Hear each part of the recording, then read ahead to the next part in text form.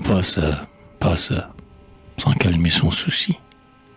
Jeanne, par charité, pour se distraire aussi, donnait quelques leçons au fils d'une indigente, sa voisine. Jolie, de mine intelligente, cet enfant lui faisait trouver les jours moins longs.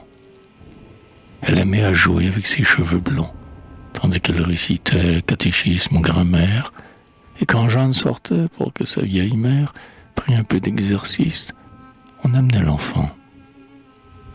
Elle était aussi douce, aussi bonne qu'avant, l'orageux sentiment soulevé dans son âme.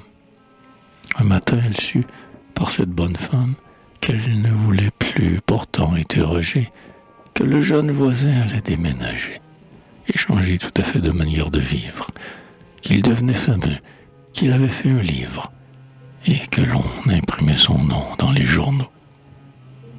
Il ne jettera plus ses miettes aux moineaux, pensait la pauvre Jeanne, écoutant la bavarde, et je ne verrai plus sa lampe en sa mansarde.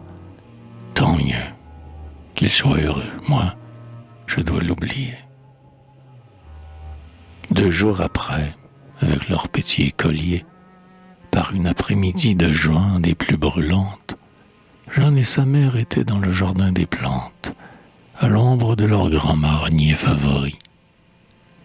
Heureux d'être dehors, le gamin de Paris fouettait joyeusement près d'elle sa toupie. L'aveugle, par la chaude atmosphère assoupie, avait abandonné son tricot un moment, et Jeanne, à son côté, brodait nerveusement. Elle s'interrompit soudain. La jeune fille venait contre son dé de casser une aiguille et cherchait vainement près d'elle son étui. Quand, dans l'allée, un homme apparut, c'était lui. Elle le vit de loin, c'était lui, le poète. Il marchait absorbé, pensif, baissant la tête, peut-être murmurant quelques rimes tout bas. Il s'avançait toujours, il était à 10 pas. Jeanne eut le cœur étreint d'une émotion telle qu'elle crut défaillir. Quand il fut tout près d'elle, ayant vu quelque chose à terre, il se baissa. C'était l'étui perdu. Le passant ramassa l'objet, du regard cherchant à qui le rendre, aperçut Jeanne et fit un pas pour le lui tendre. Alors la pauvre fille eut un immense espoir. Il allait lui parler, la connaître, la voir, la deviner, l'aimer peut-être. Oh, bonne chance!